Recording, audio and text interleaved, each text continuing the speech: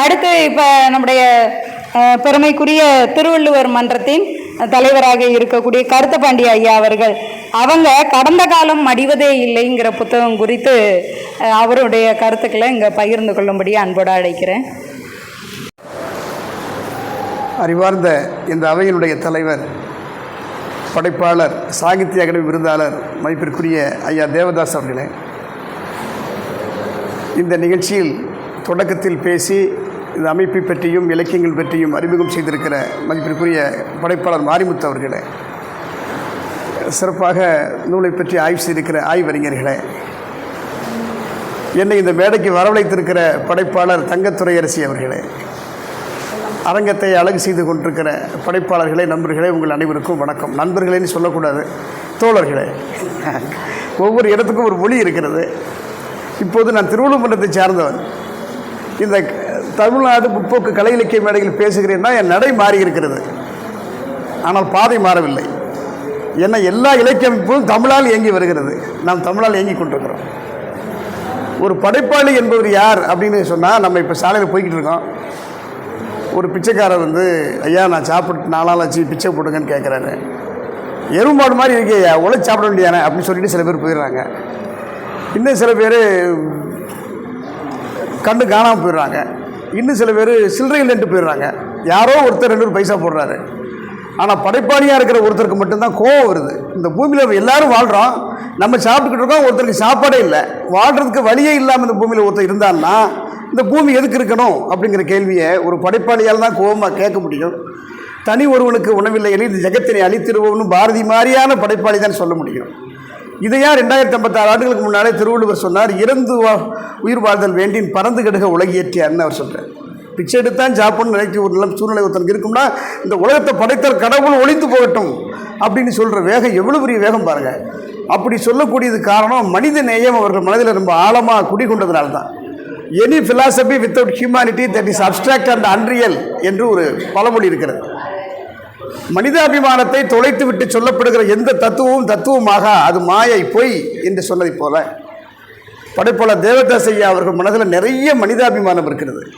இந்த சமூகத்தை பார்க்கிறார். அவர் எழுதி இந்த நூலை பார்க்கிற போது எனக்கு மிக வியப்பாக இல்லை. ஏன்னா அதில் சொல்லப்பட்ட செய்திகள் நம்ம ஊர்லேயே நடக்கிற மாதிரியே இருக்குது. எனக்கு அவர் மனசு அவ்வளோ பாதிச்சிருக்கு, அதை நூலாக்கியிருக்கிறார் அவர்.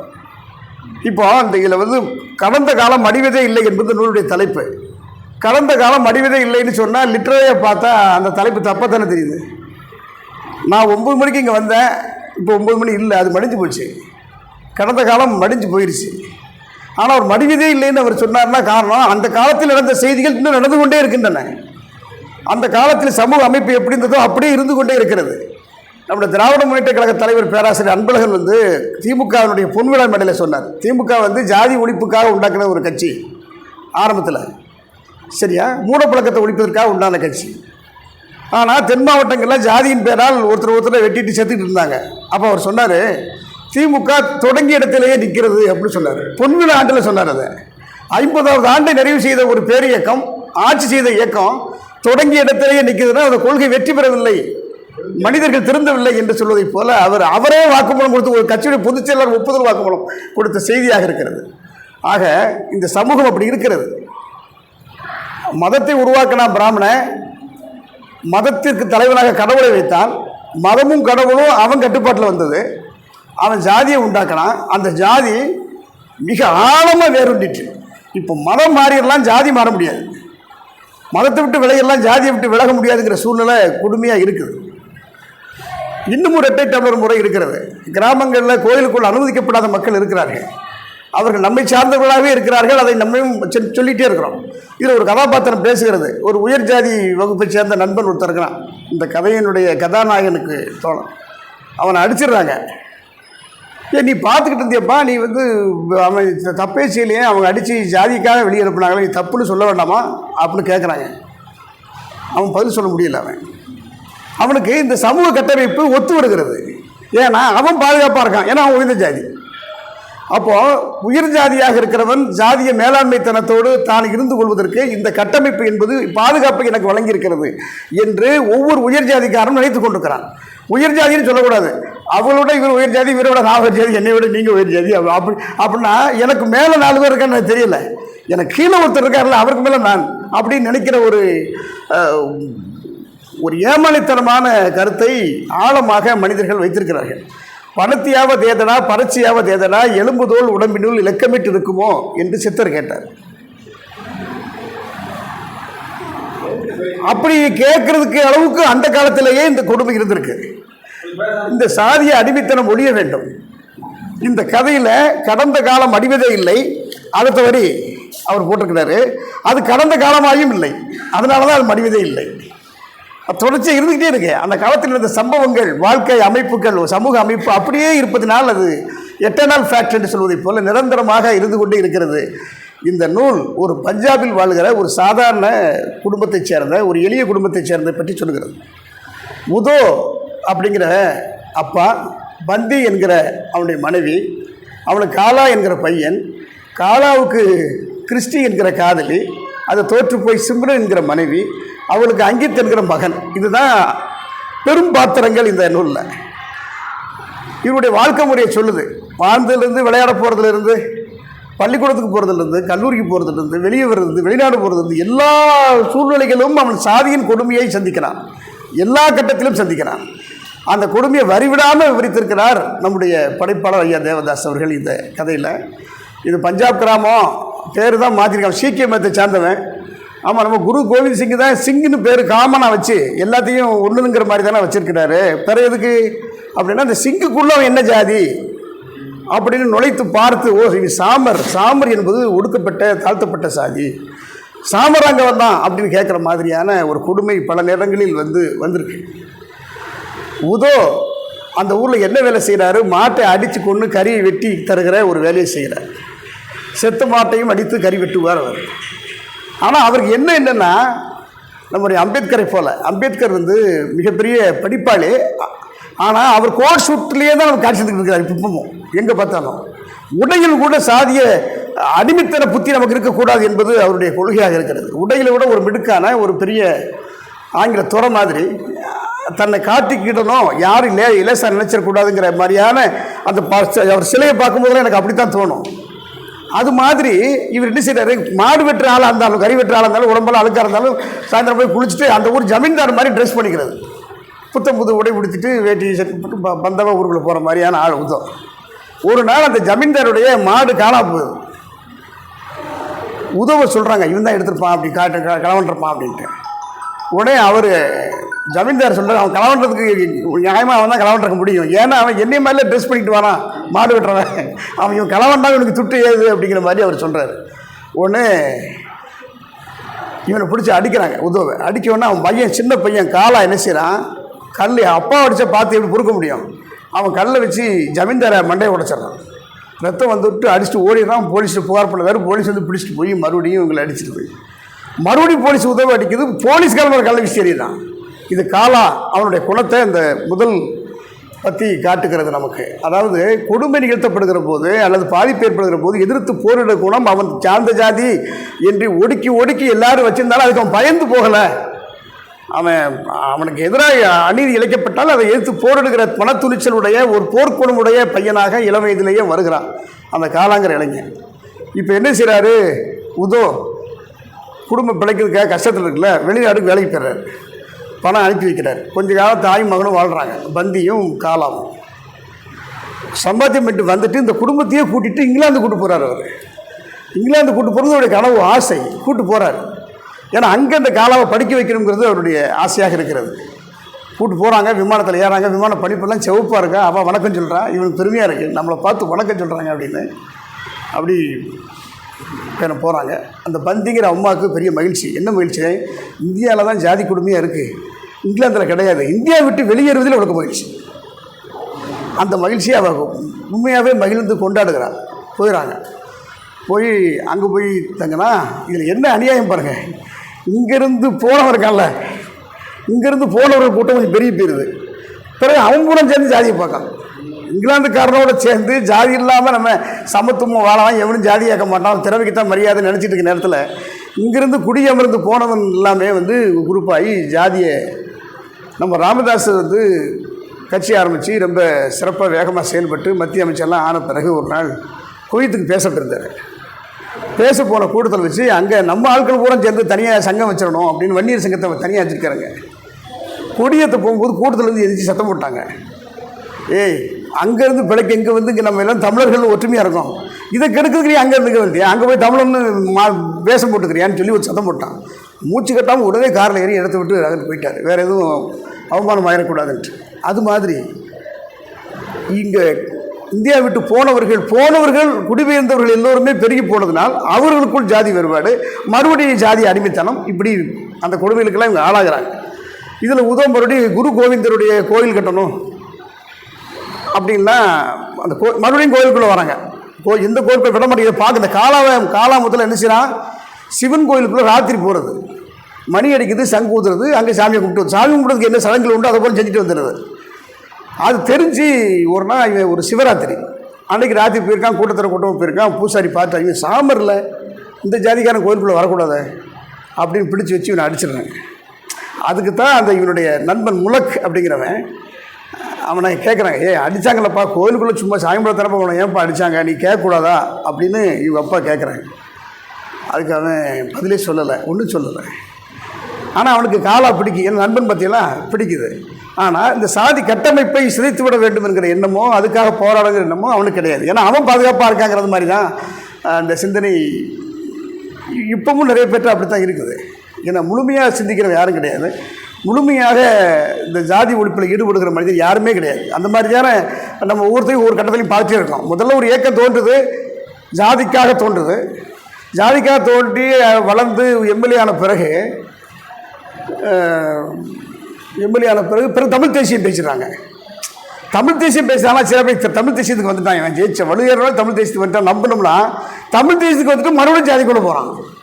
நம்ம ஒவ்வொரு இயக்கத்தை நீங்கள் ஆய்வு பண்ணி பாருங்கள், மறுபடியும் அதுக்குள்ளே தான் போகிறாங்க. அப்போது இந்த மாதிரியான சிந்தனைகள் நம்ம மனசில் அழிக்க முடியாத கருத்து இயக்கமாக மாறினதுனால நம்ம காலா மாதிரி இப்போ எங்கே பாதிக்கப்படுறான். அவன் மட்டும் இல்லை, அவங்க அப்பா உதவ பாதிக்கப்படுறாரு, அதை பார்த்துக்கிட்டு இருந்து இவன் மனம் கஷ்டப்படுது, இவன் பாதிக்கப்படுறான்.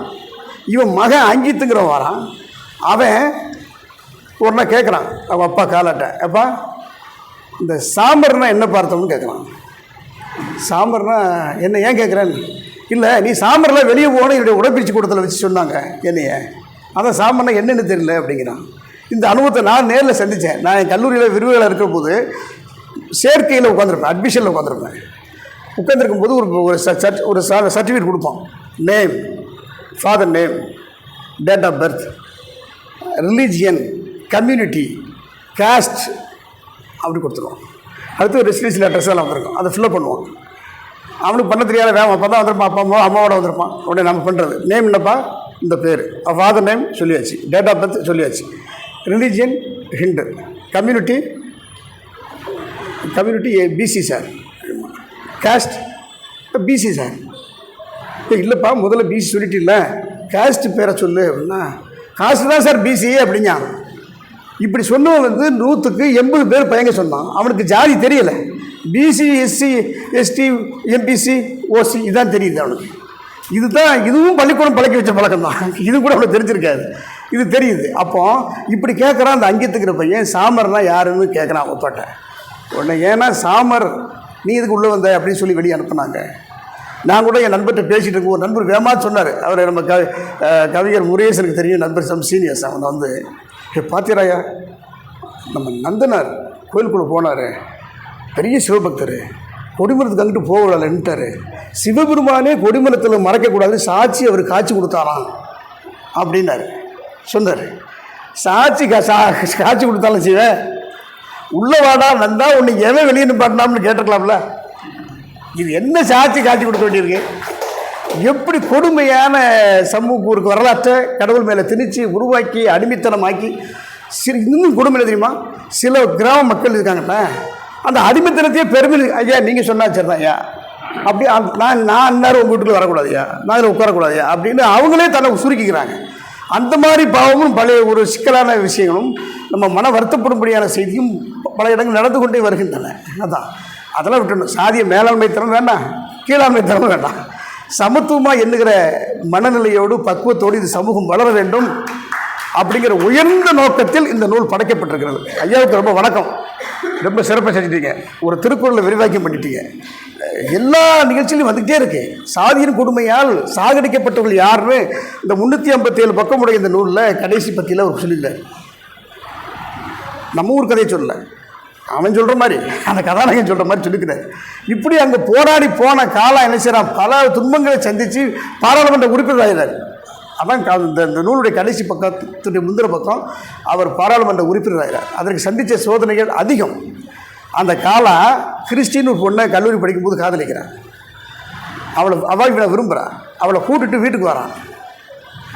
அவள் அம்மா சொல்கிறான், எங்கே அவள் அம்மா சொல்கிறான், இந்த வெள்ளைக்கரிசியை காலிச்சிட்டு இருக்க கேவலம் அப்படிங்க. இவன் ஏன் அப்படி சொல்கிற, என்ன சாதியுமே சுட்டப்படாத ஒரு ஆளை போய் எப்படி நான் ஏற்றுக்க முடியும்? சாதியை சுட்டியாச்சுன்னா குறைஞ்ச சாதிக்க வேண்டியது. சாதி இல்லாமல் அதை கடந்து வேறு ஒரு இனத்தை சேர்ந்த பெண் வந்தால் எந்த சாதியிலையும் சேர்க்க முடியாத வெள்ளைக்காரச்சியை போய் எப்படி நீ என் மருமகளை ஏற்றுக்கிறது, நீ எப்படி ஏற்றுக்க? ஆமாம், இதைத்தானம்மா இந்தியாவில் நமக்கு செஞ்சாங்க, நீ இங்கிலாந்தில் வந்து இதை சொல்கிறிய, அப்போ எல்லோரும் இப்படி தானே இருப்பாங்க அப்படின்னு அவன் சொல்கிறான். காலா சொல்கிறான். காலா சொல்லலை, ஐயா சொல்கிறாரு. அந்த மாதிரி அதான் நீ உங்கள் மொழிபெயர்ப்பு எங்களுக்கு நீங்கள் தானே உச்சின்னு சொல்லுது. நான் கடவுளில் பாடுறத போது சிவராமகிருஷ்ணன் ஒருத்தர் இடைச்சொல் போய் படித்தான்.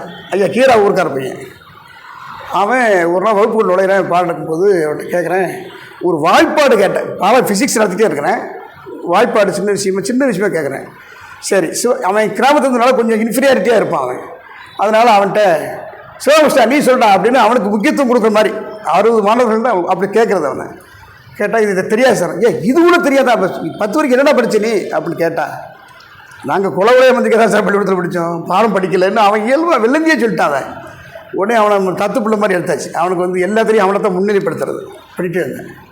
அவன் செகண்ட் இயர் போயிட்டான், எலக்ட்ரிக்கல் பிரான்ச்சு போயிட்டு அங்கே ஜாகிர் ஹுசேன் சார் அவர்கிட்ட போய் காக்கை குருவியங்கள் ஜாதி இந்த பாட்டை எழுதுறது யாரான்னு இருக்கார். அவர் சும்மா லேபில் ஃப்ரீயாக பேசிகிட்டு இருக்கும்போது இது கத்தப்பட்டி சார் அப்படின்னு இருக்கான் அவன். உடனே அவர் சொல்லி சிரிச்சார். சார் உங்களே சொல்லுதான் சார், பாரதி இல்லைடா அவர் பேரை சொல்லுதாண்ணா. பாரதியே கேட்குறதியா, எனக்கு சொன்னது அவள் தான் அப்படி அவன் சொல்லியிருக்கான். அவன் அது மாதிரி சொல்கிறேன், எனக்கு சொன்னது நீங்கள் தான் ஐயா. அதனால் இந்த நல்ல செய்தி, ஒரு அருமையான அழுத்தமான செய்தியிலே இந்த நூல் முழுக்க நிறைய விஷயங்கள் இருக்குது. இதை பேசுகிறோம்னா இந்த குறைந்த நேரத்தில் பேச முடியாது. அந்தளவுக்கு 357 பக்கத்துலேயும் செய்தி இருக்குது. ஒரு கான்சன்ட்ரேட்டட் ஒரு லிக்விட் மாதிரி இது. இதில் வந்து இன்னும் ஒரு 1000 லிட்டர் 2000 லிட்டர் தண்ணியை கலக்கலாம். அந்த மாதிரியான செய்திகளின் தொகுப்பாக, நடைமுறை சம்பவங்களாக, கால அனுபவித்த அப்பத்தை உதவு அனுபவித்த அதில் இன்னொரு செய்தி வருது பாருங்கள். வரலாற்று போக்கு, அது குடும்ப நடைமுறையில் போய்கிட்டே இருக்குது. நீ இந்த வெள்ளைக்கரிச்சியை சொல்கிற ஜாதின்னு சொல்ல முடியாத ஒரு ஜாதிக்காரியை போய் நீ எப்படி நான் ஏற்றுக்கிறது அப்படின்னு சொல்கிறா. இந்த வெள்ளைக்கரிச்சி பூராமே நம்ம ஆட்கள் மாதிரி கிடையாது, ஒழுக்கம் கட்டவங்க, நீ அதை நம்பாத அப்படின்னு சொல்கிறான். அப்போ இவங்க அப்பா முதல் தடவை இவளை விட்டுட்டு வெளியே அனுப்பியிருப்பார்ல, அப்போது ஒரு மாடு அறுக்கிற தொழில் செருப்பு தைக்கிற ஒரு தொழிலாளியினோட அவங்க அம்மா நட்பாக இருந்ததை இவன் பார்த்துட்றான். ஓஹோ, நீ வந்து வெள்ளைக்காரச்சிக்கு ஒன்றுமே தப்பு பண்ணலை வரைக்கும், அவள் தப்பு பண்ணுவா அப்படி இனத்தின் சார்பில் குற்றச்சாட்டுற நீ. ஆனால் நீ அன்னைக்கு அப்படின்னு நினச்சி மனசில் வந்து போகுது. ஆனால் தாய் சொல்ல முடியாதுல்ல, அப்படி சொல்ல முடியாதனால மனசுக்குள்ளேயே சுருக்கி வச்சுக்கிட்டான் அப்படிங்கிற செய்தியும் சுட்டி கேட்டுறான். அதாவது ஒரு குடும்ப வாழ்க்கையில் சமுதாயத்தில் நடைபெறும் போது என்னென்ன பிரச்சனையெல்லாம் ஒரு பெண்ணுமானும் சந்திப்பாங்களோ அத்தனை பிரச்சனைகளும் சாதியும் இந்த மாதிரியான சுயநல சிந்தனையும் இந்த சாதியை சொல்கிறதுனால தான் இந்த செய்தியை சொல்ல வேண்டி வருது. ஆனால் அந்த மாதிரி கண்ணோட்டத்திலேயே இந்த நூல் முழுக்க பரவி இருக்கிறது. இந்த கடைசி கட்டுரையில் 354வது பக்கம் நினைக்கிறேன், அதில் தான்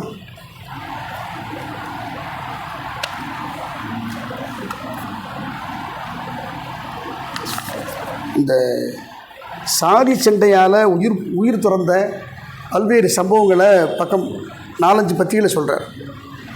அப்படி சொல்லுறதா இருந்தால் 40 லட்சம் பக்கத்தில் சொல்லலாம். தமிழ்நாட்டில் சாதியால் நடந்த கொலைகளையும் உயிரிழப்புகளையும் நம்ம சொல்லிகிட்டே போகலாம். இந்த கொடுமையில் நடக்காமல் இருக்கும்னா இந்த நூலை எல்லாரும் படிக்கணும், வளரும் தலைமுறை படிக்கணும். அதில் மிகுந்த பக்குவ உணர்வோடு எல்லோரும் சமம் என்கிற மனநிலையோடு இருக்குன்னு சொன்னால் திருக்குறள் மாதிரி உங்கள் கலை இலக்கிய அமைப்பு உண்டாக்கி தருகிற இந்த அறிவு மேடை மாதிரி பல விஷயங்களில் பங்கெடுக்கணும் என்று அன்பாக கேட்டுக்கொண்டு இந்த வாய்ப்பை வழங்கி உங்கள் அனைவருக்கும் நன்றி சொல்லி